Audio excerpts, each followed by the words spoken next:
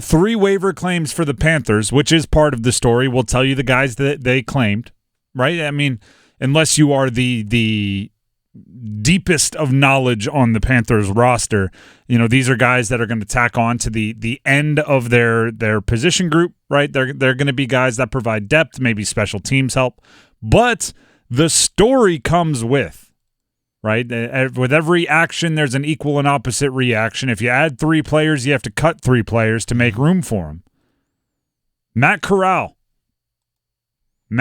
quarterback, 3rd on the depth chart, made it through the initial 53-man tree-shaking eliminations. Not today. Cut just a little while ago to make room for the 3 new additions, along with Derek Wright, wide receiver, and Chandler Wooten, linebacker. I was surprised by the Wooten cut. Roster is back to 53. Let's talk about Matt Corral. Matt Corral is a draft pick. Matt Corral is one of the best examples of, if you were going to sit out of a bowl game, this is why. Because he played in the bowl game and he got hurt, and that altered his entire draft stock. Didn't let him go through all the pre-draft stuff. It just changed everything. He ends up drafted by the Panthers, impresses some, but the team doesn't impress enough, so they end up with a high draft pick. They get Bryce Young. Suddenly, Corral is going, wait a second. Yeah, he missed all of last season with an injury too. Exactly. And he's like, wait, I didn't even get a chance. It's like, nope, sorry, tough luck. Cold world, no blankets. Get a helmet. Oh, wait, you have one. You play football. Not right now. Here's what I think happened, right? I think the Panthers like Matt Corral. I don't think he makes it onto their 53 initially if they don't like Matt Corral. I think they believed there was at least a decent chance that if they cut him yesterday, he would have been claimed by someone today, and they wouldn't be able to stash him on the practice squad.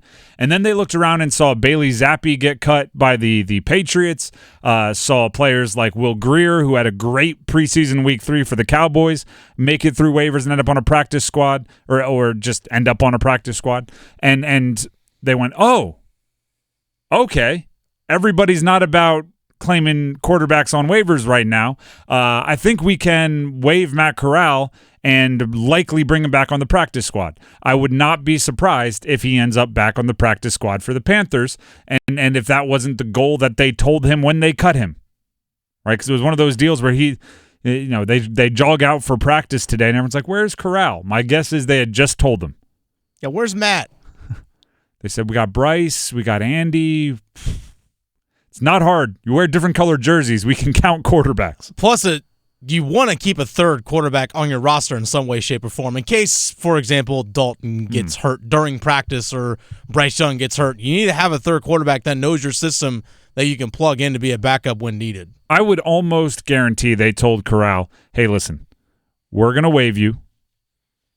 Don't worry. We're going to bring you back on practice squad if you clear waivers. If you don't, we'll be bummed, but congratulations, you've made the 53 of another roster. Yeah. But with the way we've looked around the market, we think we're going to be able to sneak you onto the practice squad, and then you're back right where you were, 3rd on the depth chart, right? We can bring you up. We can do all those sorts of things if we need to, and we'd love to have you in the program.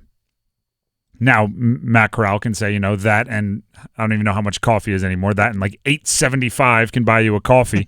But I think it's good for him. I think it's good for the program. I think he'll be back. Derek Wright as a wide receiver being cut is what it is. Linebacker Chandler Wooten being cut as an off-ball linebacker. They must just be very confident in the health of their top line. Because when they moved on from Deion Jones, I thought it was a vote of confidence for Chandler Wooten. But I guess now it's a vote of confidence for one of the guys they picked up, Claudin Cherilus. Let's get to the 3 guys the Panthers added today. Claudin Cherilus. Who? I hope I'm pronouncing that right. He's a linebacker from Alcorn State. Oh, okay. The Jets cut him, which makes it interesting because that means the Panthers just spent that joint practice going against him. Yeah. And there is that moment. I'll tell you a story from I played football at the University of Delaware. We had a true walk-on running back. And when I say true walk-on, like not the kind of guy that was there for camp. Like he wasn't a preferred walk-on. They didn't know he was coming. He was like the first day of classes, you knocking on the coach's door like, hey, can I come play? I'm already in school. And they were like, all right, yeah, I mean, did you play in high school? He was pretty good. So they brought him on. He was in scout team. And I can't tell you how many times the starting defense was coming to us on the offensive side going, I don't know who that guy is, but he's good. He's really annoying to play against on scout team. Like, right, we're trying to just get our fit right and know where we're supposed to go, and he's making us look bad. And eventually the coaches were like, all right, he ended up being a player for us, got put on scholarship, played a lot of football for us. Like, if the Panthers tackles or the Panthers guards, when they were pulling to the second level or whatever, were coming back to the coaching staff going, who the heck is Cherilus? That's how you end up getting picked up when you're waived by the Jets, right? It's like you had up close and personal. So maybe something like that happened. He does bring a bit of the versatility that I think the Panthers look for in their linebackers. Looking at his Alcorn State final season, he played just 9 games due to injury, but tallied 14.5 tackles for a loss, 73 total tackles, 6 sacks, an interception, 2 forced fumbles. So he's can do a little bit of everything. Yeah, a little all over the place. You'd expect that would translate to pretty good special teams also. So I think he's filling a role, giving some depth. Deshaun Jameson is another pickup, cornerback out of Texas. The Niners cut him. I think this is another chance to make sure they have a returner. They brought in Amir Smith-Marset yesterday in a trade. This seems to be another returner. Sure, he'll meet with the cornerbacks and play corner in practice. But he's 5'9", 186 pounds, has some speed. At Texas, does have some highlights as a returner. So maybe the Panthers are thinking, hey, our offense might need every yard it can get. If we can start on the 37 rather than our own 25, let's go ahead and do that. And then there's Calvin Throckmorton, offensive tackle out of Oregon. The New Orleans Saints cut him. He was an undrafted free agent in 2020. Here's what I like about Throckmorton. Other than his name is hard to say. Throckmorton, Calvin. He appeared in 31 games over the past 2 seasons, but it's a mixture. It's a potpourri. It's a smorgasbord. 12 starts at left guard, 7 at right guard, 1 at left tackle. He's listed as a tackle, which is kind of ironic considering he has 19 career starts at guard and 1 at tackle. But, his agent probably thinks tackles get paid more, so we're going to call you a tackle. That's something that the Panthers need. They obviously need interior line depth with some of the injuries they've dealt with, and they need to keep Bryce Young upright, so the more experience you can have up front, the better.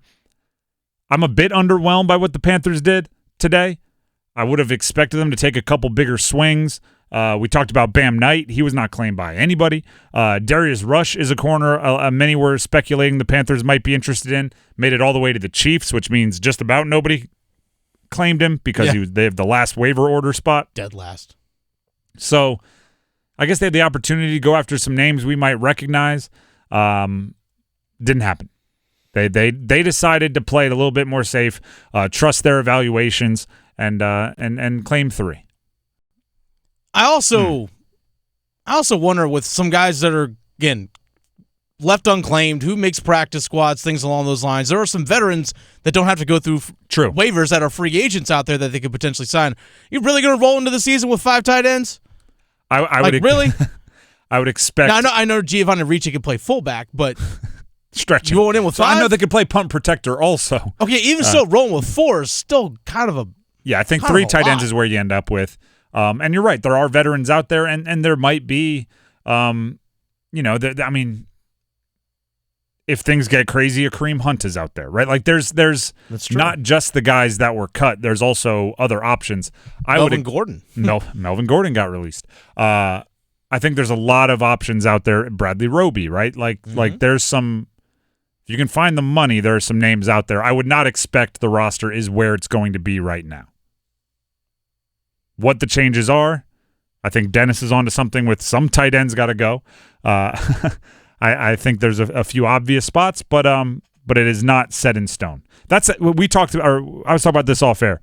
I saw videos of guys that made the 53-man roster yesterday. So at the deadline, their agent called and said like no cuts, and they were getting all happy and everyone was celebrating. And I felt almost like scared for them because at the deadline, the roster just had to be 53. Mm-hmm. It didn't have to be the final 53. It didn't have to be the 53-man roster that's going to go into week 1. It's not like high school tryouts where you get, hey, these 12 guys made the varsity basketball team, and that's the varsity basketball team for all year. Like you could make the 53-man yesterday at 4 o'clock at the deadline and be cut today at 6 a.m. Hello, Matt Corral. Yeah, your key card could not work when you get to work today. So it's not really a celebration thing. It's like a survival thing. Every day you got to pay your rent to survive in the NFL when you're on the roster bubble. Obviously, guys with guaranteed contracts are different.